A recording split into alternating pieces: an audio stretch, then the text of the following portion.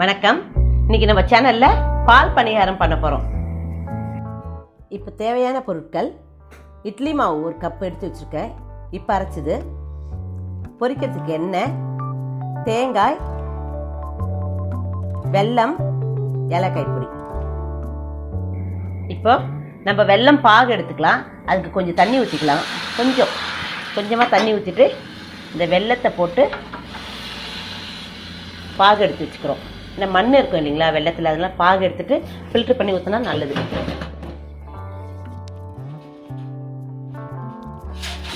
வெல்லம் லைட்டாக கரைஞ்ச உடனே, பாகுனா லைட்டாக கரைஞ்சிட்டா போதும், வேறு ஒன்றும் வேண்டாம் நமக்கு. ஏன்னா மண் இல்லாமல் இருக்கிறதுக்காக தான் இந்த வெல்லம் கொஞ்சம் கரைக்கிறோம். பாருங்கள், இவ்வளோ மண் வருது, அதுக்காக தான் இந்த மாதிரி எடுத்து வச்சுக்கணும். எண்ணெய் காஞ்சிடுச்சு. நம்ம இப்போ சின்ன சின்னதாக போட்டுக்கலாம். அதை அரைச்சி வச்சுருக்க அந்த மாவில். இப்போ நாங்கள் வீட்டில் இருக்க இட்லி மாவுலேயே போடுறோம். இல்லைன்னா நம்ம ஒரு மணி நேரம் அரிசி ஊற வச்சு, உளுந்து அரிசியும் சம அளவு மிக்சியில் அரைச்சி கூட போடலாம். ஆனால் அந்த மாவில் கொஞ்சம் உப்பு போட்டுக்கணும். இப்போ நல்லா ஒரு சைடு ப்ரௌனாக நல்லா இதாக எடுத்து பண்ணலாம். கொஞ்சம் வெந்துடுச்சுன்னு தெரியுது நமக்கு.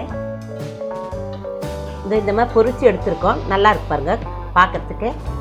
இப்போ இந்த வெல்லம் பாகு எடுத்து வச்சுருக்கோம் இல்லைங்களா, இந்த தேங்காய் பால் இதில் ஆறுன அப்புறம் இந்த ஆறிடுச்சு. தேங்காய் பாலை மிக்ஸ் பண்ணுறோம். தேங்காய் அரைக்கும் போதே ஒரு பிஞ்சு ஏலக்காய் தூள் போட்டிருக்கோம். நல்லா மிக்ஸ் பண்ணிட்டு இப்போ தேங்காய் பாலில் இதை போடுறோம்.